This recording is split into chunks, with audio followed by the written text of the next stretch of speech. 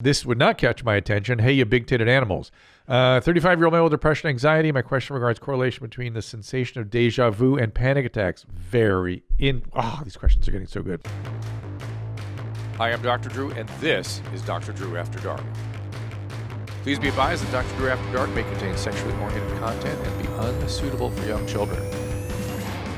Hey, everybody. Welcome to Dr. After Dark. We appreciate you being here, and it's me and the Booth Boys once again because we have a lot of unfinished business, these gentlemen and I. So we're going to do one more, and we're going to focus in on your questions on emails at drdrewafterdark@gmail.com and your voice messages at 818-253-1693. Keep them coming. Gentlemen, you well today? Are we? This is the best we've ever been. It's the best of all possible worlds. I have an email I'm going to get right to because she, if you want to catch my attention, you just address it as, "Hi, Dr. Drew, my king above 18. Now I'm in. Got to take this message. My husband and I had unprotected sex at a perfect time before my last period, meaning in terms of pregnancy.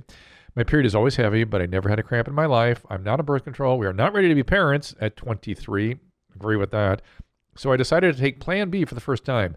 My period that month was over a week late, but once it came, I had a major cramp and large clots, and it concerned me, as well as fever and diarrhea." Ooh, that's interesting. "I peed on a stick, and it was negative. So did I just have a bad reaction to Plan B? Or did I have miscarriage early on? Sincerely, a concerned woman." Plan B will screw up your period for a while. It does do that. Having unusual, either early or late or off cycle or cramp, all that stuff is normal after Plan B. That can happen for sure. It can happen kind of quick afterwards too. Sometimes. How long is a while? Like, how long could it mess it up for? For several months. I mean, usually it doesn't, but it could do that. I mean, your body has to get back on cycle, and if it's hard for it to do that, it'll take a few months to do that. But it is also possible you had a miscarriage. That's possible, but not likely since you had a negative pregnancy test. And the fever and diarrhea, I'm guessing the diarrhea was loose stool because you were sort of inflamed around the uterus generally. And I'm guessing the fever was not documented, that you actually didn't have a temperature. You felt like you had a fever, but you did not. Why do people have that? Why do they have what? Like, why do they feel feverish? And then when they check, there's no because fever. Look, if you're actually, people have really kind of misconceived what a fever is about. If they feel clammy and sweaty and just sort of not right, like their skin temperature is wrong, that's your body's reaction to being off. That is not fever. Fever is chilling. You chill to bring your temperature up. And people just imagine somehow fever is sort of this flushed state, which it is not. It can be a little bit that way, but if you're really developing a fever, it is chills. You feel cold, so your body can drive its temperature up. So that's how that works. Interesting. So if you feel cold, then that's a symptom. Like unusually cold, yeah. This would not catch my attention. Hey, you big-titted animals. 35-year-old male with depression, anxiety. My question regards correlation between the sensation of deja vu and panic attacks. These questions are getting so good. Half of my deja vu experiences are immediately followed by the symptoms of panic, anxiety. Is this common? So far, it hasn't been debilitating, but when I was coming up in this May, yes, I had to pull the car over twice to manage the attack. Literature on that sensation is lacking, so I hope you can shed some light on it. Okay, two things to be said about this. Sometimes, do you know what deja vu is, right? Yeah. Okay. Sometimes deja vu is a seizure phenomenon. Whoa. Or at least a aura for seizure. There's also something called jamais vu, which is a relative. Deja vu is literally French for already seen, right? It's a feeling that I've already seen this. Well, guess what? There's a similar syndrome called jamais vu, feeling like you've never seen things before that are familiar, but you feel like you've never seen them before. Like if I were looking at this camera going, I don't know, the camera feels unfamiliar to me. I've never seen it before, but I know I've seen it because I've sat here many times. That's jamais vu. Also a seizure phenomenon, or an aura phenomenon, more likely. So deja vu is connected to seizures? Can be. And so what I'm saying is, ought to get evaluated by a doctor, but by the same token, and now this is the part that this is more common, by the same token, panic attacks, recent research has shown, is often triggered by some sort of physical or sensory experience. And I can tell you personally, I had panic disorder, and I would occasionally get this weird ringing in my ear, and that would trigger my panic, strangely. And deja vu sometimes was associated with mine too. So I have actually had what you're having here, And in my case, it was not a seizure thing. It was just straight up panic thing. So it can also be straight up panic. Isn't that interesting? Wow. Yeah, wow. You guys are learning something today. We learn every day with you, Yeah, Drew. let's see what happens at an angry Taco Bell, just so I can teach more. I'm sure this is going to be an opportunity to really teach something important. When I think about there it is. Yeah, my chicken quesadilla. I'm driving around. Come on, bitch.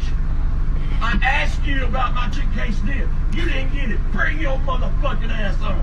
I'll bust your head, bitch. Right here I am. Shut up or put up. Fuck you, bitch. I like that she's laughing. I'll beat the fuck out of you. It's so good. I like that she's laughing. It's fantastic. Well, yeah, this guy wants to fight someone over a quesadilla. Chicken quesadilla, Nadav. I'll fight you about that. I mean, Hey, come I on have now. the chicken quesadillas at Taco Bell do fuck. I would fight about that. Yeah, and what I kind of like about this is just a reminder that there are Fed smokers everywhere. This guy reads like a Fed smoker to you? Early Fed smoker. But this feels like alcohol driven, Like this doesn't. There could be some substances mixed in, but I said at last show that I want our viewers to bring me some early Fed smoker. I think you'll see this kind of stuff going on with early Fed smoker. Oh, before he found the meth? Yeah, sort of angry, but sort of not insane angry, insane manifestations of anger, but the narratives make sense. Right, and later anger they you don't could stop relate making- to. Yeah, chicken quesadilla. I could Anybody relate to this anger. Yeah, Like, chicken you quesadilla. go to a place and the door is locked, and you're like, I just want a chicken quesadilla, but you don't say that out loud. But this guy does. This guy does. He's a Fed smoker acolyte. Have mommies, doctors wondering if it's good to remove some of your blood every once in a while, like putting oil in a new car. No, there is absolutely zero relationship between your hematological system and oil in a car. But she does go on, or he does go on to say, I'll have to come up to May if you don't tell me, and let's not let us get busy. If you'll get busy and I'll get busy, and then whoa, another Fed smoker. But anyway, the only reason you bloodlet is if you have a condition called polycythemia rubra vera, which is an excessive production of red cells by your bone marrow that can result in increased blood viscosity. It can cause brain injury and heart attacks, all kinds of good stuff. I should look through these emails before I say No, them. I think it's better this way. Here's a good one. I have always thought that I have more testosterone than usual for a female. I love cars, snakes, worms. I often did not wear a shirt outside until I was 13 and forced to. I enjoy being a woman physically, but I operate in a more masculine way. My sex drive is extremely high. I didn't reach the age of menarche until age 17. Then I went from very boyish to big-titted animal. Gentlemen? Sick. Could the later age of onset have something to do with my masculine demeanor? No. Interests are more of hormonal imbalance. Thank you for the good information. Long live the rational revolution. Mary, thank you. Mary, it's very complicated what you're describing, right? I don't know that without a lot of information that you don't need to even go through. I don't know that we can specifically characterize this, except to say that women are quite a spectrum in terms of their hormonal milieu and how they respond to it. Some women are highly testosterone and progesterone responsive as it pertains to their libido. Other women, progesterone and estrogen and testosterone can make them depressed and aggressive. So it's quite a big spectrum out there. And for some women, the estrogen phenomenon, which is what creates receptivity. Gentlemen, you know what I mean by receptivity? It's not a male thing. So women have this phenomenon called receptivity, which is estrogen mediated, which is openness to sexual encounter, essentially. Now that I describe it, do you kind of know what I'm talking about? Openness to a sexual encounter? Like You're talking about like a deer that's ready to be hunted? Well, there's You know what I'm some of that, but it's more like just before when there's a receptive willingness, a receptivity. It's a sort of a relaxation state. It's an open state, and men have zero of this. We have no receptivity. That's not something that we can even contemplate. But something if you pay attention to, you will see in your estrogenized female partners, and some of them have more of that, some of them have less of that. It's all over the place when it comes to women and hormones. Let's see. I don't want to. Brown and yellow doesn't really. My Asian girlfriend and I see each other every weekend, and when we have sex, we only enjoy it without a condom. Since we're not ready for kids, she's been on birth control. All right. The problem is she often forgets to stay on the birth control pill. Perfect. Then why don't you take the shot or an implant or something? That doesn't stop her from giving me. Can you guys translate this for me? Yep. Okay, here we go. She forgets to take the pill, but that doesn't stop her from giving me back shots until she feels the warm nut pumping into her. What are back shots? Back shots. I think maybe he's in it, and then he's just shooting up into her back. Yeah, there's something called the Upezi method, where she takes multiple pills, right? She's been using this method once or twice a month, basically. Okay, that is a better than nothing, the Upezi method, but it is not optimal. So you go from 99.6% effective with that pill to like 90% effective. So you're literally taking serious risk with your nut, as you would like to say. So really, I mean, come on. Do you want to have kids or not? Orgasm relieve hangovers. This is this thing again about withdrawal. That was opiate withdrawal a couple weeks ago. I heard about people experiencing heroin and alcohol DTs getting relief by masturbating. I have not experienced true DTs. True delirium treatments are very dangerous. People are not masturbating when they have true DTs. They're unconscious, essentially. But I've had some gnarly hangovers, and in my day, orgasms absolutely relieve it. I think there's got to be something to this. Any info would be appreciated. You guys are medical scientists. You're on the cutting edge, as it were. Or the coming edge, if we call it in this world. Yeah, dude. Yeah, and you're onto something that is not described in the medical literature. I've got to tell you, not that it couldn't be, but it might be. So let's get some voice messages going here. We're gonna do a lot of voice messages. I'm ready. Hey, Dr. Big Dick Energy. Hey, Mommy. I have a question. Yeah. So you guys have been talking on the show a little bit about making the penis bigger. And little bit. we always talk about length and not so much about girth. And I was wondering, as a avid masturbator, if beating off, violently or not, will increase the circumference of your dick. I know that it is basically a muscle, and when you work out muscles, they get bigger. So I was wondering if circumference is something that we can control. Keep it high and tight. All right, buddy. I'm coming So up in May. you bet you are. Feathering it, brother. Oh, good. Here's the deal, my friend. I think we need to work on your receptive listening skills, because if you have been listening, we've said several things categorically and very clearly. The penis is not a muscle. It is not a muscle. Give me the cavernous sinus. That's right. It's cavernous tunnels. That's right. It is just a blood. It's like a sponge that fills with blood. Period. End. Let's get a picture of that up there really quickly. Also, you would have heard me talk about the operations that that's what it is. You're not looking at muscle there. You're looking at two cavernous bodies that just fill up with blood, and then there's a little more spongiform material around the urethra going down the lower edge of the things. But there's a real one. I've never look at that. See that one? That's a real don't worry. It's section. blurred for the people at home. Oh, that's good. All right. In any event, maybe do a longitudinal cross section instead of a sagittal cross section. But let me just say, so no muscle. I can't say that strongly enough. That's pretty good. Oh, you also might have heard me talk about a surgery that I scrubbed into where we literally sewed cadaver tissue around the penis to give it more girth and then pulled the skin back up over that cadaver tissue.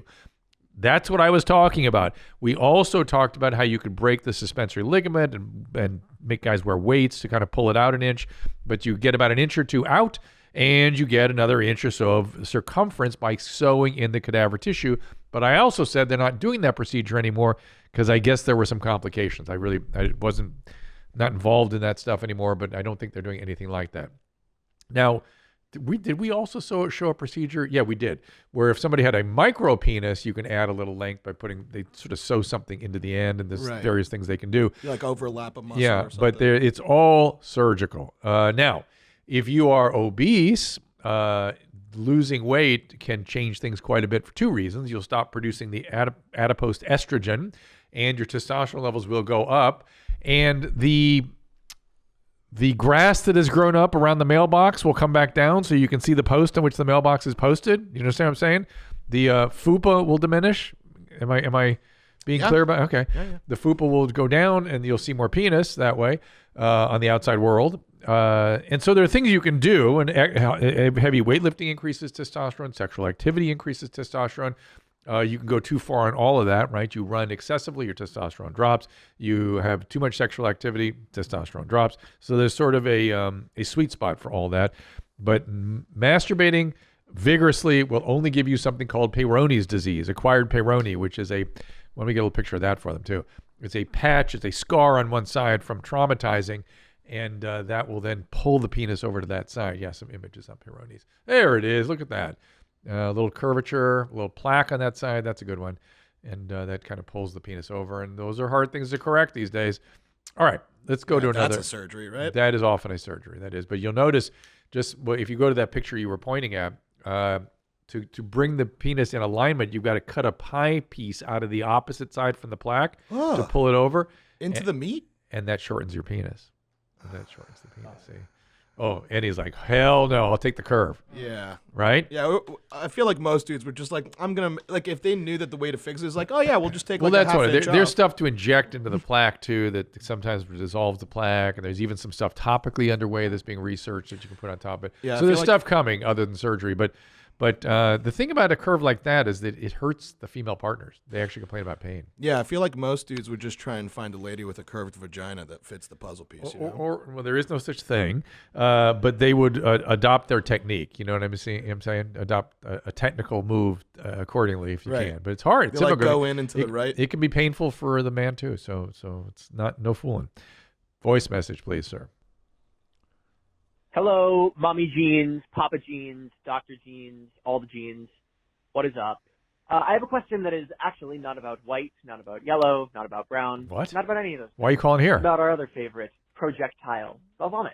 Oh. So when I'm in the shower and I'm like going scrub-a-dub-dub away and some soap gets into my eye because, I'm kind of a TikTok, and I get this strong urge to vomit. Huh. So I was wondering why the fuck that was. Because, you can't vomit out of your eyes. No. Not like swallowing soap. No. Thank you for your help. Piss on me, beat me. 100% sure I will be coming up in May. Thanks, Jeans. Bye-bye. Thank you, Jane's mommy. Interesting. That is not something I have run across before, so thank you for enlightening me. Thing about vomiting and nausea, it's highly reinforceable in the sense that particularly when you were younger, you were eating something, and then let's say you got a fever and got sick right afterwards, that association with the food will become very powerful. So I'm wondering if when you were young, maybe you had an illness that was associated with nausea and vomiting, and you got soap in your eye temporally in relationship to that, not causationally, but that was just something that your brain hooked up as temporally related. Nausea and vomiting and disgust are extremely important manifestations of things we need to do to stay safe, in the sense that throughout human history, early in development, or early in our evolutionary heritage, if we ate something that caused nausea, we needed to know to stay away from that completely and be disgusted and pull away from it. So disgust and vomiting and nausea are very important, let's call them emotions or experiences, to move us away from things that were dangerous from the standpoint of poisons or infections, that kind of thing. And so our brain was set up in such a way as to tightly associated behaviors to the nausea that might be related. And so there you go. Maybe there's something like that in your background. Big Texas Cummer Graffiti. What the hell is that? Can you tell me? There has been an explosion of taggers putting up some pretty gross graffiti around Victoria. It's the choice of words that's notable, making some laugh, others, well, not so much. Corey Sidaway has more. They're painted in locations across Victoria. Words some may find too crude for a capital city. Pretty gross. I mean, it's kind of disrespectful. Others find it amusing. I think it's a bit funny, but I also don't care. I think it's kind of funny. These kind of tags are popping up all over Greater Victoria. What's Foul Victoria? Bay living up to its name at this location. Big Texas Cummer. That's the one. Nailed it. The men behind the tag say it started out as an inside joke back in 2018. There's really no meaning behind the word, as far as it was just something we both thought was funny, and if any of us had a marker or spray paint, we would just write it on that building, and eventually the city or some local hero would come and paint it over, and we'd come back the next day and do it even bigger. A joke to some, a frustration to others. Oh my God, there's so many fascinating features of this story. Yeah, what's fascinating? Well, first of all, I like the reporter with, in this reporter's opinion, this could be problematic. It's like her seriousness about this story that is so funny is already ironic and cracks me up, right? Look, she has her anal tone is quite high. Her what? Anal tone. She could crack walnuts. And she's taking it all very seriously. Some people, not so much. I actually thought she was British at one point. She was so uptight in the way she announced this. So that's funny. Secondly, I like all the young people they interview are like, he said, come. It's like they interviewed Beavis and Butthead out on the streets. Hysterical. And then I love, with the Blink 182 shirt. Go ahead, go to that. Some may find too crude for a capital city. Pretty gross. I mean, it's kind of disrespectful. Others. It's like, and she likes Blink 182, which had an album called Enema of the State. Of course. And she's her delicate sensibility are offended by the word anus on a brick wall. Now, I don't dig graffiti. It bothers me. It's destroying property and all that kind of stuff. And so I have a negative feeling about graffiti myself, even though I love graffiti art when it's, in a place where it's not destroying property. But I love the two graffiti artists here. These guys are hysterical.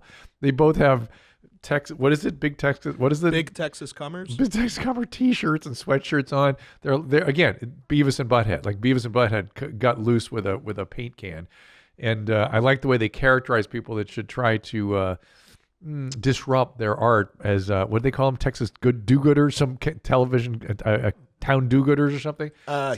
Heroes. Town heroes come by. Gentlemen. Got it. I got the joke. It is funny. I'm on to it.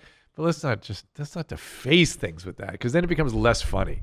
It's just I get the irony, and also I like that these guys are. There's something funny in the fact that these guys are both a little Beavis and Buttheady themselves, in the sense that they're not graffiti artists. They're just guys with paint cans and write stuff.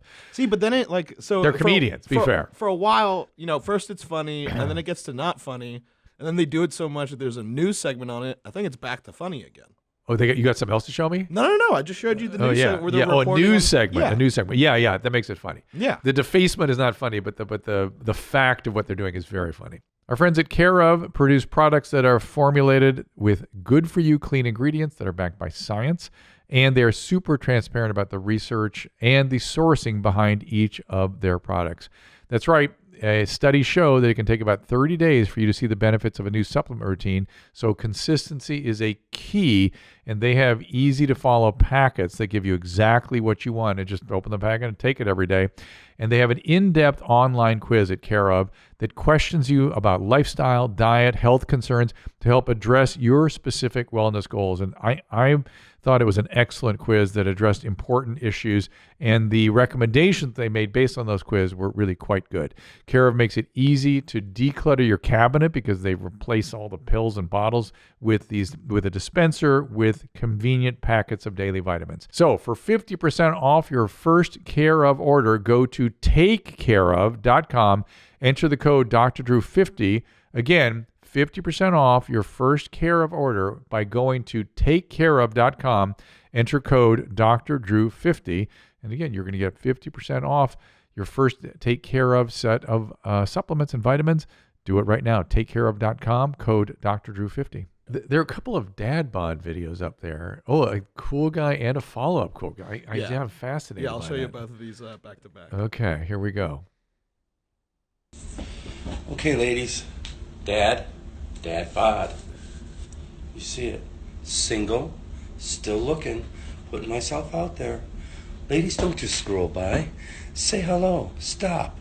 If you're within, 100, 150 miles of Fort Riley, Kansas, send me a message. We can hook up. We can get together. I'll find you. I'm just looking for love. Apparently, I'm looking for it in all the wrong places, though. So, I'm a single dad, living in Chapman, Kansas. Come get me, ladies. Well, who wouldn't go for that? Yeah, pretty cool message, huh? Cool message. However, I feel like the King coached him into this. There's a think so? Definite King quality to this. It's definitely similar angles. Similar angles, similar kind of attitude. It's like, hey, I'm just here for you. I love you. Hi, you queens above 18. Yeah, and I like how his only real qualification is proximity. He's like, if you're close, Well, hit me up. Let's hook up. And let's be fair. If somebody within 500 miles contacted him, he'd get in his car right then and go. Yeah, 150-mile radius proximity. See, it sounds a little desperate. Said, sounds a little desperate. He should not have included but I know he would go anywhere to meet somebody, which is sad. But let's see what the follow-up is. So the follow-up, I think, sells him a little bit better than this first. All right, good. Okay, ladies, I'm back again. Listen, I got homemade meatballs in the oven. I had just finished making my spaghetti sauce. Takes 8 to 10 hours to make. I'm making spaghetti and meatballs for dinner tomorrow, and I have 2 bottles of wine. So, actually 3. So, if any of you ladies are interested, give me a holler. Bye-bye now. Come on. Come on. That was created by King. I mean, what doesn't full on King and Queens above 18. That's full on King. But I mean, isn't this an appealing message? What doesn't make your dick hard about it? I bet it is appealing for some people, but it is. Look, I responded to the King. Trust me, I understand the appeal of the King. He made me feel good when he gave me those personal messages. So I understand the appeal is. But what's fascinating to me is it's becoming a procedure, a mechanism. The King has invented something that other acolytes are following. I feel like these guys might have arrived at this point independently. Well, or maybe there's something about the. First of all, how dare you? Second of all, it may be something about the talk that sort of. And why this isn't TikTok either? Why isn't he on TikTok? That's where he should be. Why isn't he on TikTok? Right? I mean, that's where that's where this belongs. This is, he doesn't have the eye, I guess. But I guess we have to figure. Is this on YouTube? Is that where he came in from? I feel like maybe Instagram, right, Zolo? Yeah, Instagram. All right, so fair enough. So now we've established a little something now, which is that Instagram does not have the eye or the teeth, which is kind of interesting. See, but also in the first one, he's just like, hey, if you're close, we should hook up. But now he's actually offering something. Yeah. He's like, I got pasta that I'm making. No, he's refined his messaging. Somebody's coached this dude. I swear to God. I know it. Somebody told him, hey, if you want to get a date, here's how you do it. So, come take my seminar. And what I'm also suggesting is there's a whole business here for King. King could coach up men on how to use TikTok and videos to bring them in. You think I'm kidding? King, I gotta talk to King. Somebody's got to get me King. Let's go to voice messages. Here we go. Hi, Dr. Drew. Hey. Every single time I get turned on, my cervix hurts. Ooh. At least I think it's my cervix, but it just aches, and it's every single time. And I would think that it was probably that I'm not, bagocking or whatever the female equivalent is enough. But I don't know how much more I should be fucking. I have a lot of sex. I don't know how much more I should even, and I don't even really have much interest. I'm not deprived. But anyway, I'm a victim of Munchausen's by proxy, so my brain immediately goes to my mom put a chip in my cervix or some shit. Wow. So anyway, hopefully it's not that. Thank you. Fantastic. Thank you for calling. Do you know what Munchausen's by proxy is? There's a whole video. There's a whole series about it out there. I saw a Dr. House episode on that. Excuse me, I learned it in doctor school. It's taking the mom takes the child in, typically a mom and a daughter, and either creates or contributes to a bunch of vague symptomatology that no one can figure out. So they keep insisting the child is sick, is sick, is sick. Munchausen's or Briquette Syndrome is essentially a syndrome where you say you're sick. You say psychosomatic is sort of the common lingo about it. It's like the next step to being a hypochondriac, right? Right. Hypochondriac is, again, another old term that doesn't apply. But Briquette Syndrome was presenting with multiple medical complaints. Munchausen's is demanding multiple surgeries. And Munchausen's by proxy sort of encompasses all of that. But it's in the daughter, and it's very traumatic and damaging for the daughter. And so she'll have lots of unpleasant feelings coming out of her body that she can't regulate. So already having funny feelings about your pelvic organs is part of Munchausen by proxy, right? So you make more of symptoms that other people would not make up much of. So that's one thing.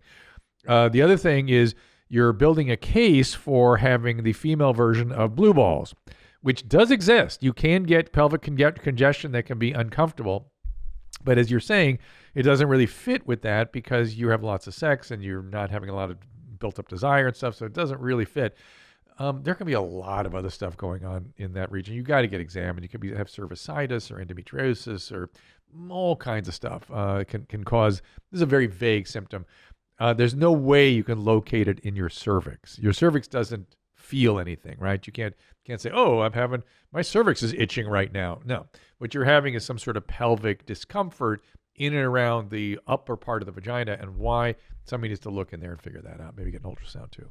But it's a good question. Let's get another one. Hey there, Chomo Mommies. It's Rick. Chomo. I just want to let you know, my wife was talking to some of her friends, and she heard a crazy story about one of her friends had ran out of lube when she was making love to her partner, and they decided to use mayo as a lube substitute. Yeah. Everything seemingly went fine during that time. Later on, she started feeling a tickling sensation. She was oddly horny all the time. The tickling started to get annoying, so she went to the doctor. And turns out that there were maggots inside of her. And now, I don't know if that's true, but anyway, they gave her a medication to get rid of the maggots. But is that possible that when using a lube substitute like mayonnaise, you can get maggot growth inside of you? And that there's a medicine to treat something like that? Never heard something crazy like that. And if it's made up, I don't know who on earth would ever make up a story like that. So well, just looking for a little bit of your wisdom and your insight on this, partner. So if you could let us know. Keep them high and tight, y'all, and you bet I'm coming up in May. Bye. Love the way he says that. Rick is my hero. Rick is my hero. Partner, way to go, partner. So there are many apocryphal stories circulating about things up the female vagina and up the male shitter. Like, for instance, the classic story with, what's the actor's name? Richard Gere and a gerbil up his ass, which never happened. I love the fact, allegedly. Though, never happened. I love the fact, though, that Richard Gere never denies it. That to me is it's an excellent move. I love that. There was a period of time, though, where I did hear that they were declawing gerbils to put up the pooper, and that people were claiming that was happening. So whatevers. Did not happen to Richard Gere. I also heard an apocryphal story when I was a medical student that a resident was evaluating a woman who had a bad vaginal smell, and when he looked up there was a sprouting potato. This is a classic story. And the woman was from Appalachia and was told that in that region, she said that's what they did for birth control. They put potatoes up there, but she forgot about this one, and this one had actually sprouted. I'm guessing the maggot story is equally as apocryphal. I wouldn't be surprised if somebody did use mayonnaise. I mean, you guys know Ed from 90 Day Fiancé, right? Yeah, I think he used it as a hair product. He used mayo on his hair, which is proof positive that people do strange shit with mayonnaise. Be that as it may, I'm certain somebody had done something where some got up the vagina, and then I'm certain some resident went, hey man, I bet maggots would get up there one day, or maybe there's some ants going. How would a fly get up there to deliver the maggots, right? Maggots are fly larvae. Maybe it was eggs inside the mayo. So, no. I just don't buy it. However, putting the mayo up the vagina would create all kinds of other problems, including vaginosis and infection and irritation and et cetera, et cetera, et cetera. So let's not use mayo as a... I'm just thinking... As a what? I'm just thinking how cool people are. People are just cool everywhere. You could use anything as lube, Dr. Drew. I think we need to remind ourselves of something. That... you can argue about whether IQ is a pertinent measure of intelligence or not, but it is designed, this is an indisputable fact, where 100 is average and half the population is below 100. I'm just saying. Oh, yeah. I'm just saying. So things may occur to people that are not smart, and that's because they have a little bit of a disability, and that's okay. But let's not encourage that behavior. Give me another voice message. These are hilarious. Hey, Mommy and Dr. Jeans. It's Joey from California. I'm 23 years old. I had a question about wet dreams. For as long as I can remember, wet dreams for me have been pretty rare. But in the last few months of this pandemic, I've noticed that whenever I sleep without any underwear on, it's nearly 90% chance that I'll wake up to me showering my bed sheets with my hot icing. So, and even if I begock the night before, any idea why that is? Thanks, you bet I'll be sleeping tummy up in May. Yeah, see you then. I don't know, Joey. I mean, to have a nocturnal emission, so-called, not at all unusual in your age group, even as you say, when you've been begocking all the way till the evening before. You may, as Corolla used to always say, is if you don't masturbate adequately, God will do it for you and take the semen out. Right. He's And got way too much cum in those balls. it's just not in the balls, but in the seminal vesicles. But yeah, it's just that's where he's just accumulating stuff, and he may need to attend to that a little more. Yeah, it sounds like Joey needs a couple 5-a-days, right? Or I mean, that's what I was thinking about that guy. It's so funny you say that. Or enjoy the wet dreams. Again, it's just your body's way of eliminating this stuff. That's why I find prohibitions against masturbation so bizarre to me, because if you don't do it, God will do it for you. More voice messages. Hey, Dr. Jeans. It's Garrett here from Arizona. I had an oral sex related question. So I've noticed after I give a girl oral sex, typically for like a longer amount of time than usual, I get this weird bump on the little ligament string thingy that connects my tongue to the bottom of my mouth. Yeah. And I was just wondering if that's like something I should see a doctor for, or if it's normal, or if I just gotta, stop eating pussy like I'm trying to get the peanut butter out of the jar like a golden retriever. All right, James, you bet your ass I'm coming up in May. God, I'm going to see a lot of people in May this year. That little thing that tacks your tongue down is called a frenulum, and it's pretty easily irritated. You're doing too much. Like you said, was a golden retriever trying to pull peanut butter out of a jar? That's a little aggressive and a little too much. And by the way, not sure if you're aware, but all the action is up on top, not inside the vagina. And if you're spending all your time trying to get something out of a jar, that's you're needlessly wasting energy and irritation of your tongue and frenulum. And the frenulum can be irritated very easily. It's from excessive extension of the tongue. Next one. That's an easy one. I like that one. Hi, Mommy. My name is Brian. Hi, Brian. Recently, for the past month or so, more than a month, past 6 months or so, I've noticed that when I'm receiving head, if my girlfriend is doing a particularly good job, I get this, tingling sensation in my teeth. Like, my teeth and, my almost like a cold tingling sensation. Yeah. So, want to know what that's about. Hopefully, you can answer it for me, and I'm definitely coming up in May. Another great question, Brian. I like the way he's like, she's doing a good job. Like, he's got to add that weird tonality in it. Like, yeah, the guy, your girlfriend's helping you. I understand what that means to be well serviced. You know what this is related to, and there's not going to be a really solid answer for this, but this is going to sound weird, but I know this to be, I believe this to be true. ASMR. Do you know what that is? Look up ASMR. Yeah, the people whispering. No, that's one part of ASMR. That's ASMR whispering. Look up ASMR. Let's look it up. Let's read the definition.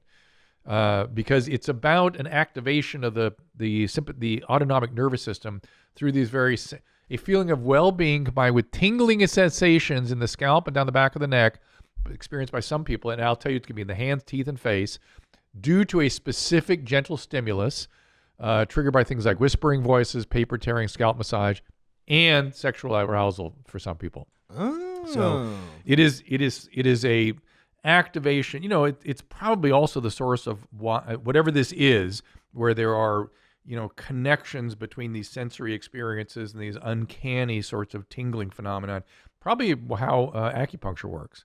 It's similar. They're sort of getting into those sorts of phenomenologies, and we don't fully understand it. But I'm here to tell you that whatever ASMR is and whatever your experience, they're all kind of related phenomenon. That's so interesting, because every person that I've talked to that says they like ASMR, they say that it's nothing sexual and that they use no part of it. I don't want to imply that sexuality is what this is. What I'm implying is that it's a certain sensory stimulation in some people that triggers certain familiar phenomenon around tingling and uncanny feelings and stuff. And this is the landscape of the autonomic nervous system, where things sort of flow up and down in a sensory way that we don't fully understand. It's the autonomic nervous system is what it is. I bet there are other ways than sexual arousal that he gets similar kinds of stuff. And I bet he likes ASMR. I bet he's one of these people that sort of gets sort of pleased by that. And it's not sexual, but it's pleasing. It's pleasing.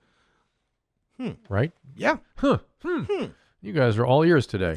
Well, because I don't know. I just always thought that ASMR was always sex related, and that people were lying to me when they said that it wasn't. But I guess you're like, this guy just likes ASMR. Just the thing that that makes him tingle is dick touches or dick sucks. I think there are other things. Anybody in there have any ASMR type experiences? You can get it from tickling on body surfaces. That comes from that too. Oh, Andy, what's up? I mean, the answer is yes. Yeah, absolutely. And let me tell you something else. It can be sexual. Yeah. Maybe it's not necessarily, but it sure can. Yeah, it could be from urinating too. People sometimes get weird stuff at the end of urination that it's sort of in that same zone. There's a lot of stuff going on it's connected through the autonomic nervous system that we don't understand. Want to tell us any about any of your stories? No. Doesn't that be sexual? Do you like ASMR whispering? I do. Yeah, and I do it was too. Really I understand why it's to find that out because I didn't know. I just went to a stream that said it, and it was just like this hot chick behind the camera. I'm like, I'll watch it, whatever. And I click it, and she was just. I was like, whoa. Hey, why did I? I like it when Annie does it. Oh, boy. So ASMR special next. But talk to Tom. Maybe we have a whole show here. So, but I get the appeal of ASMR. I get it. I understand it. I mean, it's uncanny, but I sort of appreciate it. Let's put it that way. And so it makes sense to me that, people have other things that trigger those sorts of phenomena. There may be other names for this. You guys feel free to write or voice message us if I'm missing this. It's kind of an interesting topic. And if any of you are acupuncture specialists out there, maybe you can tell me how these things relate. I know they must. So please, we're going down a really interesting avenue here, and I know we've got some listeners that must know more about this. So please tell us more. So let's go from ASMR. Any other ASMR stuff you like besides the whispering? Don't go sexual on me. Don't go sexual? Yeah. Well, then I can't go. Do you like somebody running soft like feathers over your body? It's that kind of thing. That depends. Are we talking sexually? Well, if you want to talk, you can. I was trying to preserve, save you from that. I'm just saying that what you just described. I mean, yes, but sexually, yeah. Okay. So it's interesting. There's kind of a sexual overlay to this stuff. So I would agree to you. There's something. Well, autonomic systems are sexual, right? That's sort of what we're hooked into for our sexuality. So it makes sense that would have a thing, particularly in males.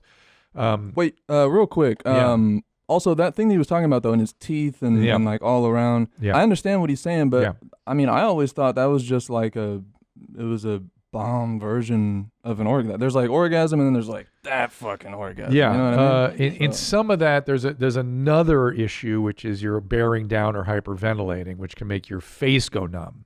And that's a little different. That's a little different thing than what I think he's describing. I think that sounds bomb. Yeah, right? See? God damn. That's right. But Nadav, back to your thing about it not being sexual. I think people are.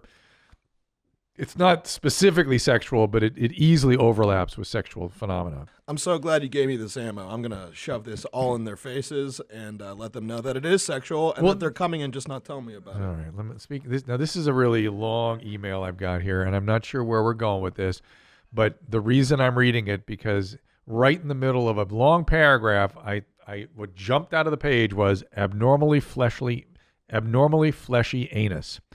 So I had to know more. So here we go. 29-year-old, no health defects. Much like any, I have streamlined my GI system to peak efficacy, efficiency. Generally, only eat one decent-sized meal a day, make brown at most once a week. Sometimes I won't go for 2 or 3 weeks. See the spectrum of human behavior? It's very interesting. Wild. Yeah. No, I didn't say you. Look, you're an outlier, Andy. I didn't say you were abnormal. You're just in. It's a spectrum. Yeah. No, I was saying let's go. I'm saying that's one of my people. Yeah. I know. Shout out to my boy out there. F yeah. This has worked out fine most of my life. However, the last few years I've started to suffer fairly severe intestinal discomfort after going to the bathroom. He's 29. As time goes on, I only find the symptoms are worsening rather than easing. I get a hollow, aching feeling in my gut that sometimes persists up to several hours, feel exhausted. Not only that, but my sphincter will bleed, and I almost always will seep out clear fluid for some time after the movement. Yeah, boy.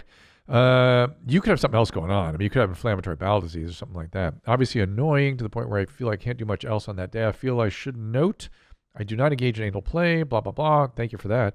I have been to the doctor, and after digitally exploring my crap cavern, thank you for your poetry, he confirmed that I did not have hemorrhoids, fistulas, etc. He told me that I have an abnormally fleshy anus. What the hell's he talking about? There can be growths out of the anus that are not. They look like they're fibrous. They're not really hemorrhoids. It's just like an extra wrinkle or two, right? No. Oh, no. This is like multiple fingers. Like you have digits down there. Yes. And they're hard. Occasionally tear due to the epic magnitude of my bowel movements. The only solution was to work more fiber in my diet. Try to do so with supplements, but it doesn't really seem to be helping at this point. I'm not sure if I can train my body back to pooping like a regular human being. I want to stop oozing booty juice through my Levi's. Piss on me, beat me.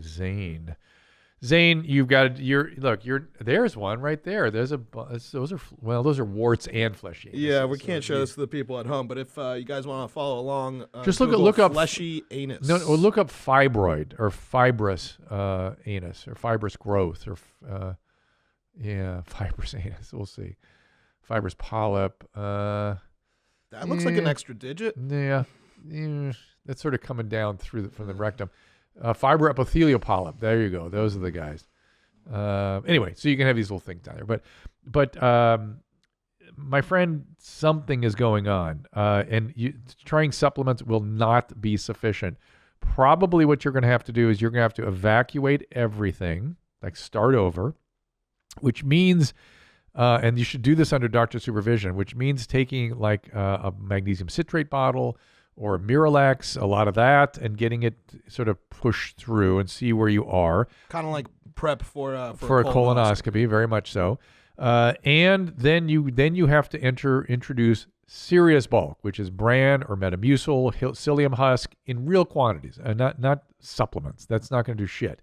You have to have bulk in the diet, and then you have to start to pay attention. Maybe get twice a week. Would be okay, be a big difference for you. Vuori is a new perspective on performance apparel. Perfect if you're sick of old traditional workout gear.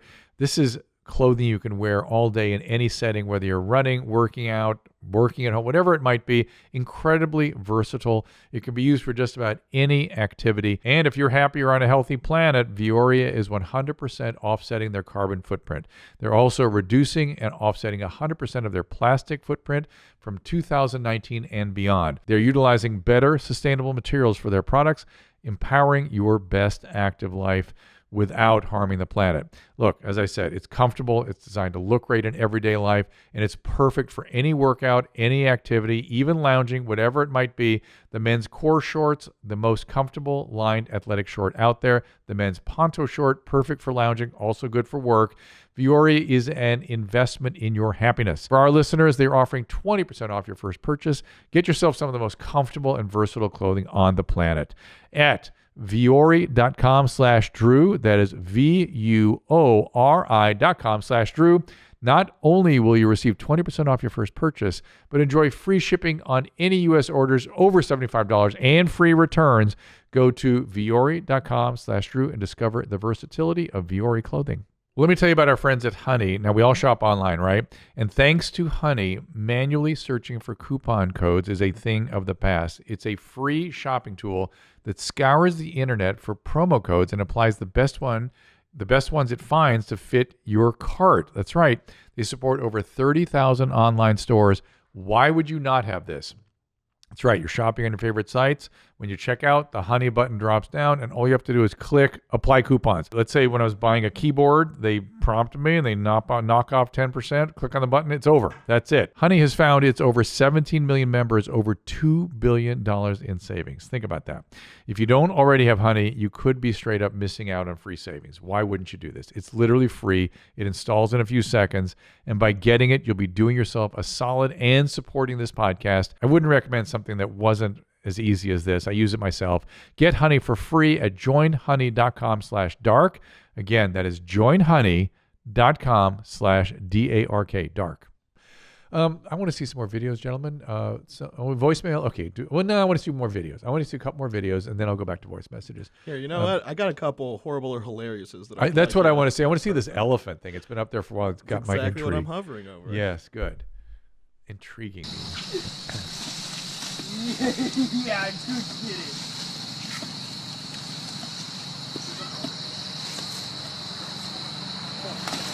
Oh, hilarious. Yeah. Hilarious. The poor elephant just moved quickly with his trunk and knocked the guy over completely. This reminds me of a story that Tom Arnold told me about Arnold Schwarzenegger, our former governor, that he put on a full-on circus for one of his children's birthday one year, where they brought circus animals in, and one of them was a baby elephant. And they literally brought the elephant indoors, and the elephant went wild and smashed through walls. Oh. And I was like, you brought an elephant in your house. I would love to see footage of that. That's hilarious too, right? I mean, it's not your walls, I guess. Wait, but you think that the elephant didn't do that on purpose? Like, hey, you're fucking with me. Let me get you away. That would be even more hilarious. And elephants are socially aware, so yeah, and they have memories. Maybe this guy's fucked with them in the past. Could be, and the guy was kind of laughing at the elephant a little bit, in kind of inappropriate ways. So good for the elephant. It's setting the guy straight. I agree. Definitely hilarious. Do you have other cool guy videos for me? Yeah, here's another horrible or hilarious. I think this one's a little less funny in nature. Unless, is this the ambulance one? Yep. This does not sound good to me. This does not sound good. So pay attention to this guy on the floor. And oh my god. Oh my god. That is not hilarious. That is not. That's the guy that the ambulance came to try and help. That is not hilarious. It's disgustingly incompetent is what bothers me. Ugh, I don't like it when medical providers hurt people. It's just very unpleasant to me. Yeah, it's pretty unsettling. Not hilarious. That's my definite not hilarious line. Yeah, thank you for taking me there. Great. Not hilarious. Ambulance drives over guy and lying in the street needing help. Not hilarious. But maybe the lady eating worm is. What's going on with that? Oh, Jesus. You're gonna hate this.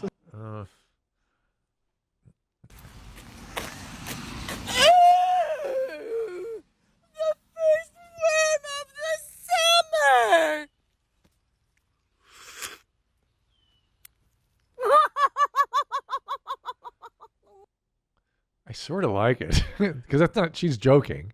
What do you mean she's joking? She ate that worm. I know, but that shows commitment to the joke.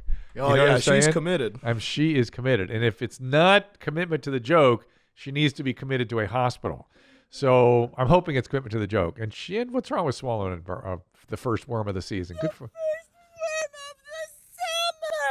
Ooh, it's so unpleasant, though, I must say. What do you guys think? Do you think it's a joke? And people will commit to, people will really commit to their humor sometimes. Yeah, I feel like what's happened is that this lady really hates hearing that shit. It's every time people say the worm of the that must be big where she's from. Yeah. I've never heard that before. And then so she tries to one-up it, and then it becomes really not funny for everybody. Good for her. Ooh, I like the commitment. And there's another. See, that's a joke. But there's one up there also is kind of interesting to me. It was drove into a lake. What is that all about? Yeah, this one's also a little unsettling. Oh man, who sends this? Time to do some sketchy shit. Doo-dah, doo-dah. Hope I get away with it. Oh, doo-dah day. Oh, chips. Hell yeah. That's convenient. Yeah. We fucking shine her a little too fucking hard, Bob. Woo! Wow. Is there more to that? That's it. At least his window's open. If his window were closed, that guy would be dead. Well, okay, so there's a couple things that we could definitely deduce from here. One, definitely Canadian.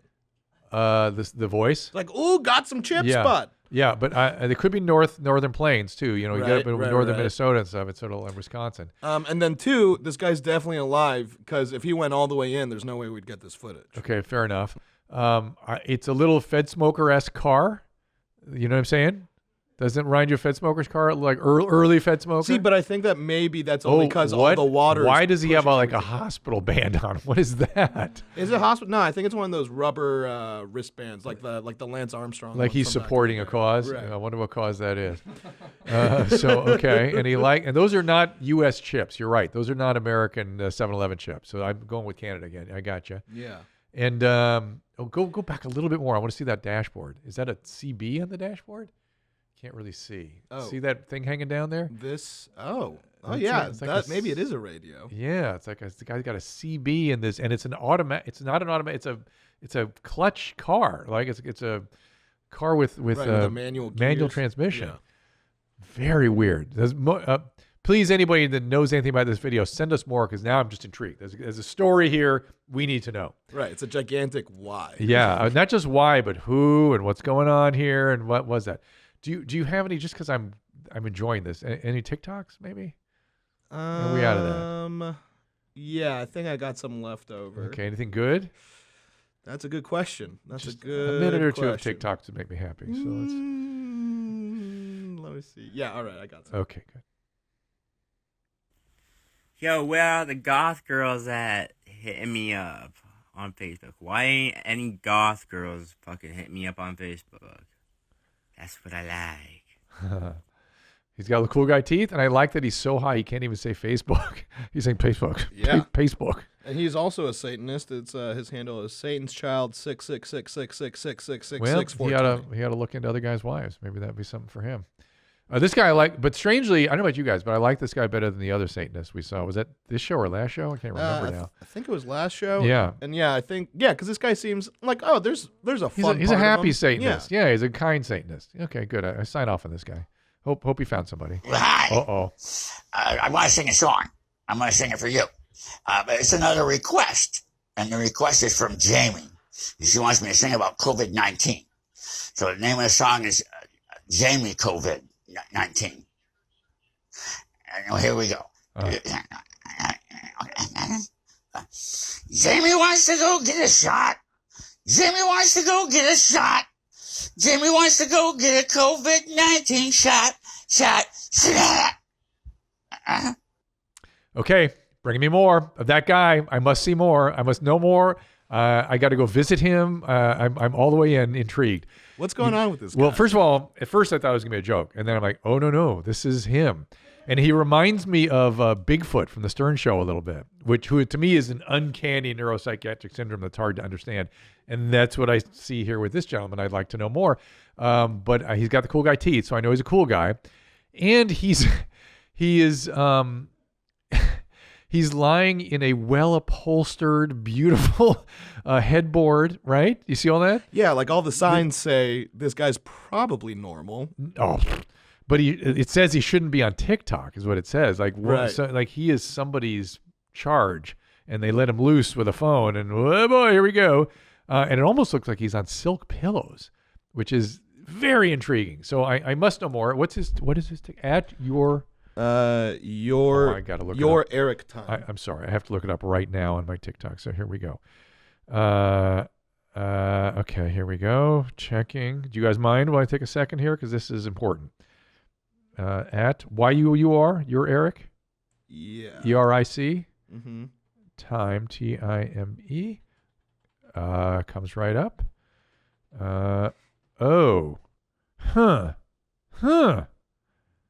What? Lots of singing with Eric. Mostly with that upholstered background, but here's something from a week ago. Let's see what this is.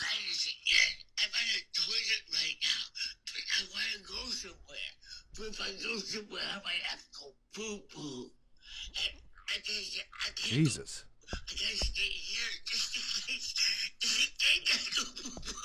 I feel like I'm hearing a Led Zeppelin album being played in reverse. Uh-oh. He starts crying and laughing at the end.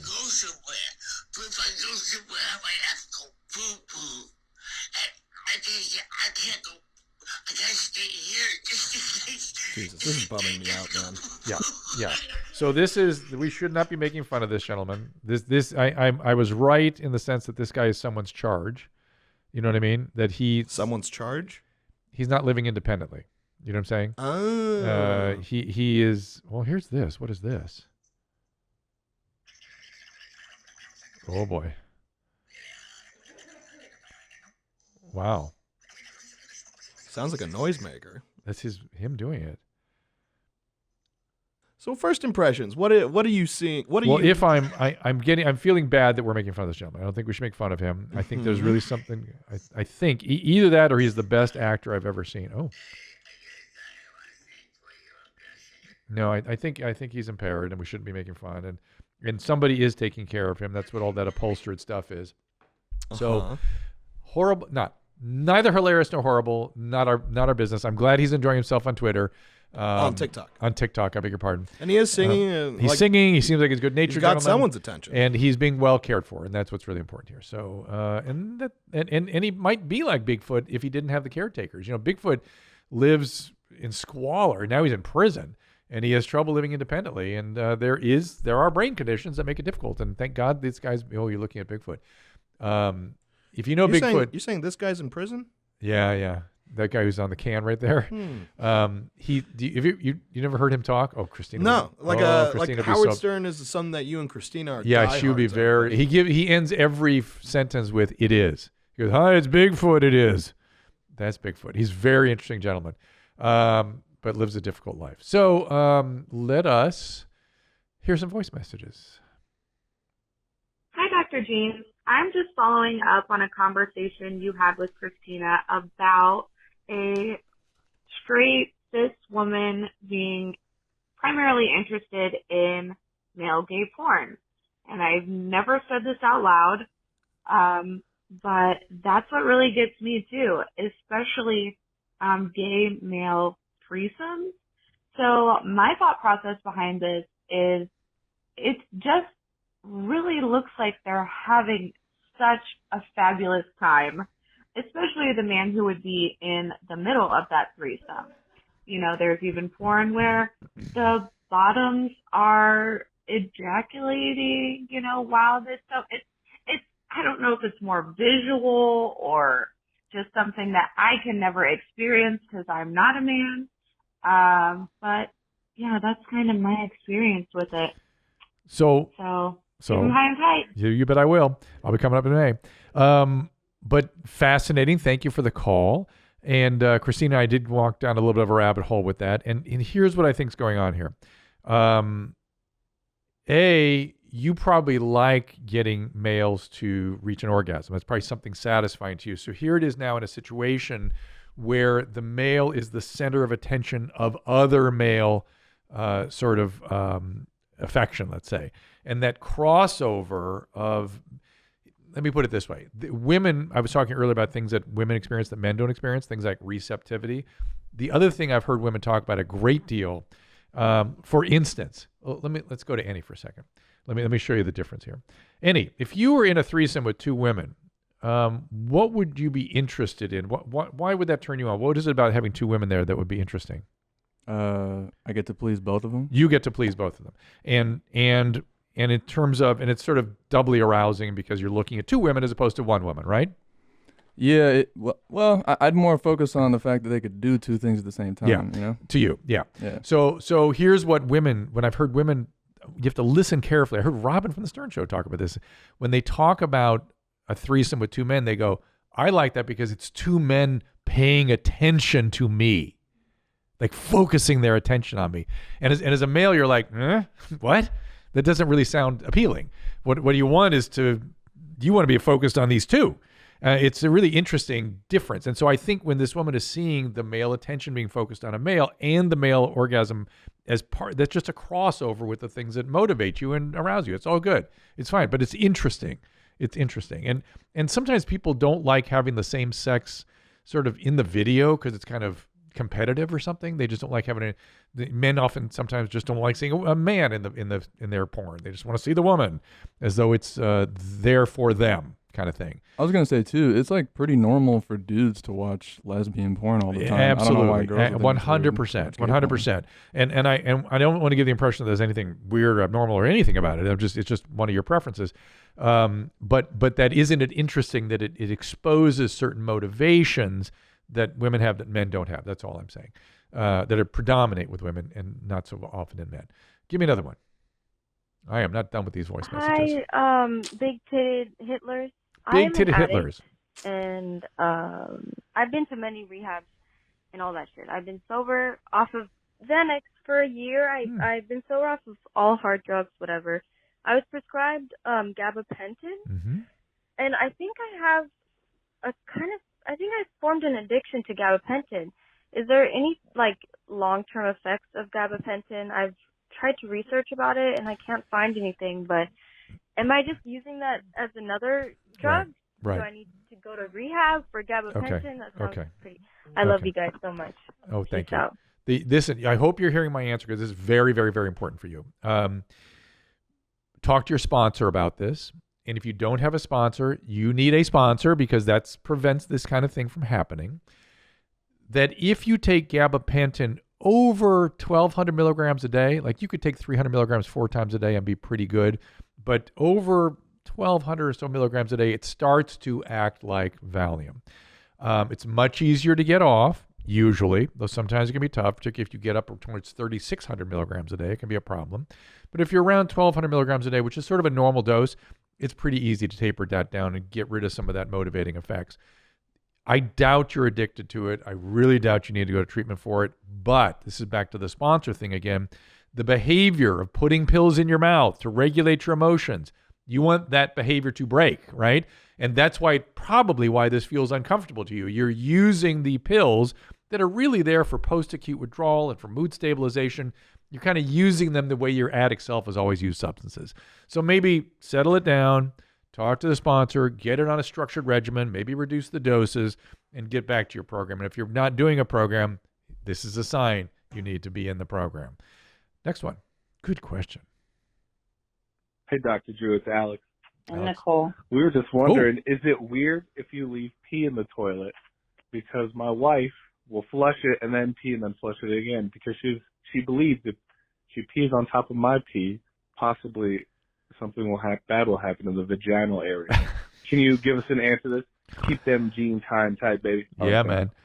First of all, couples calling simultaneously welcomed. First time, Alex and Nicole, thank you for that. I love that they're both on the line together. Although he sort of overwhelmed her with all the YMH lingo. I wish she had rung in a little bit. You could hear how much he wants to be on the call. Yeah. So nothing's going to happen to her vagina, but your pee is going to splash up onto her buttock, and I can understand why somebody might not want that. Right, because silly her. Pee is sterile, right? But pee is sterile. That's right, unless you have some sort of infection or something. But pee is generally sterile. So, I mean, you have how many? You regaled me with videos of people in yellow showers or golden showers and drinking their urine. Do you remember that crazy nut job? I mean, it sounds familiar. You really don't remember it? It was disturbing to me. Yeah, I mean, I don't know, man. These kind of come and go, and it's kind of hard to. That's awesome that you can't remember these things. Oh my God, it was about a year ago, to be fair. But in any event, flush the toilet after you go pee. What's wrong with that? I mean, we don't like our other people's excrement on us, and to be fair, I mean, let's think about how our brains work, right? This is the stuff our body's trying to clear out, and so people naturally have an aversion to things we were trying to clear out. That's a sort of a normal adaptation, and as such, just the fact that your wife, even though her vagina is going to be fine and nothing's bad's going to happen to her, it's make her feel better and go ahead and flush the toilet after you pee, and also clean up after yourself. Don't splash all over the room too, gentlemen. One more. Give me one more. I'm having such a good time with this. Hey, mommy. So I'm an average-sized guy. I'm not a big bear beast or anything, but I have a hairy rear end and happen to get dry skin and even some pimples in my ass crack. And I've used all kinds of creams and things. They just won't go away. Is there anything you can recommend? Thanks. Piss on me, beat me. I like that the Centaur is calling us. Or what is the Pan's calling us? What? Look up a Centaur. Centaur. Centaur? Let's see a picture of one. There's a Centaur, right? Yeah. Okay. He's got a hairy ass, doesn't he? Oh, I see the connection now. All right. Look up Pan is the same. Look up Pan. Pan's probably a better thing. Pan. Just P-A-N. Just Pan. Yeah, it's biblical. Save and no, Pan myth. Pan mythology. Put Pan mythology. My goodness. There's Pan. See? Oh, this guy with the pan flute. Pan flute. Oh, that's why it's called a pan flute? Yes. Holy shit. And look at his upper part is man, the bottom part is animal, like a goat or something underneath. God damn. And that's our buddy here that just called in. Blown my mind. There are not a lot of good things to do, but it is actually very important that you keep that area very clean. Corolla has the same problem, and as he said, when he's wiping his ass, it's like trying to pull peanut butter out of shag carpet. Mm-hmm. So he solved that with one of these. We have the spray in your butt that's on the show here. Oh, the bidet? The bidet. It's not a bidet. It's a modern version of it. Hello Tushy. Hello Tushy. Get a Hello Tushy. I insist you get a Hello Tushy because that will solve a lot of it. Will help with a lot of this problem. So it's actually really important you do that because these boils that you're getting down there can become abscesses. They can become fistulas. It can become a real mess. And so it's because of the hair that you're having difficulty cleaning the area. And so we have the instrument for you. It's called Hello Tushy. I wish they'd sponsored this segment because it's been perfect for them. I did not know this was coming. But yeah, it's a good thing to do. And Adam had another funny thing about that. He said when he's trying to get the peanut butter out of the shag carpet, he goes, it's like trying to find Santa Claus's mouth. Ugh. Pretty good image, right? Pretty funny. Come on, you guys watch horrible things all day. You don't think that's funny? You watch a woman thought it was funny to slurp up a worm. No, I didn't. No. Didn't think it was funny? Look, we think all of it's gross. It's with hints of funny. How is that possible with you guys watching this stuff? What do you all day? mean? How could it still be gross to you? Because we still have some sort of like meter on like whether we feel good or feel bad about it. Well, feel good or feel bad is a different thing. And Zolo I could understand because his youthful sensibilities you're still working on those. True, things could still bother me. I guess so. But bother is things bother me terribly. But the gross thing you sort of worked out of me. You know what I mean? I'm sort of able to watch these things and not go, ooh, gross. I just get troubled. Things will still get me. A little different. Yeah, you're right. Vomit still. Yeah. And to be fair, Christina too. So here you go. Well, guys, another glorious time spent with you guys in the booth. Christina will be back soon, hopefully, so I can share with her all the glory we've had together here. And great questions, everybody. Please keep them coming. To me, whatever fun we're having here, really the meat of the show is your questions on voice message and email, and they've been great. And I hope you've learned something. I hope it gives us something really to chew on and think about. And don't worry, we'll sprinkle in material all throughout, and you better believe I'll be coming back in May. See you then, next time. All conversations and information exchanged during participation in the Dr. Drew After Dark podcast or interaction on the drdrew.com website is intended for educational and entertainment purposes only. Do not confuse this with treatment or physician medical advice or direction per se. You must always follow your medical professional's advice and direction. Nothing on these podcasts or posted on this site supplements or supersedes the relationship and direction of your medical caretakers. Please understand, I am not playing the role of physician in this environment per se. I'm educating. I am a licensed physician with specialty boards in American Board of Internal Medicine and American Board of Addiction Medicine.